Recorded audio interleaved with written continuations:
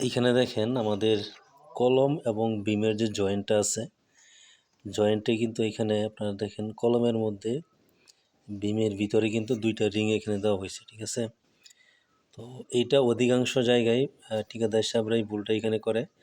তারা কিন্তু এই বিমের এবং কলমের যে জয়েন্টটা আছে, তো সেই অংশটা কিন্তু তারা এতটুকু অংশ কিন্তু ফাঁকা রাখে, ঠিক আছে। এখানে প্রায় অনেক জায়গায় আমরা 15 ইঞ্চি বিম ডিজাইন করি, অনেক জায়গায় আমরা এখানে 12 ইঞ্চি বিম ডিজাইন করি।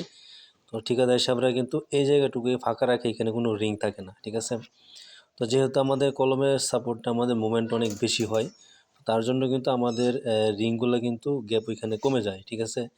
তো এই যে এখানে 12 ইঞ্চি এবং 15 ইঞ্চির মতো জায়গা, এখানে কোনো রিং ব্যবহার করে না ঠিকাদার সাহেবরা। এটা মারাত্মক একটা ভুল। এটার কারণে কিন্তু আমাদের এই অংশে কিন্তু ক্র্যাক করার সম্ভাবনা থাকে এবং ক্র্যাক করে এবং অনেক জায়গায় ফেল্ড হয় এবং পড়ে যায়, ঠিক আছে। অবশ্যই আপনারা ঠিকাদার সাহেব যারা আছেন এই বিষয়গুলো খেয়াল রেখে কাজ করবেন। এবং মালিক যারা আছেন আপনারা কিন্তু লক্ষ লক্ষ টাকা খরচ করে কিন্তু এখানে বাড়িটা করতেছেন। আপনারা শুধু ঠিকাদারের উপর ভরসা করে আপনারা কাজ করবেন না, আপনারা ইঞ্জিনিয়ার দিয়ে ড্রয়িং করাবেন এবং ওনাদের সাথে পরামর্শ করে ওনাদেরকে সাইটে নিয়ে সার্বিক তত্ত্বাবধানে রেখে কাজটা করাবেন। তাহলে কিন্তু আপনাদের কাজটার যে অর্জন সেটা কিন্তু অ্যাচিভমেন্ট হবে। অন্যথায় কিন্তু আপনাদের সম্পূর্ণ ইনভেস্টমেন্ট কিন্তু এখানে নষ্ট হয়ে যাবে। আশা করি আপনারা উপকৃত হবেন ইনশাল্লাহ।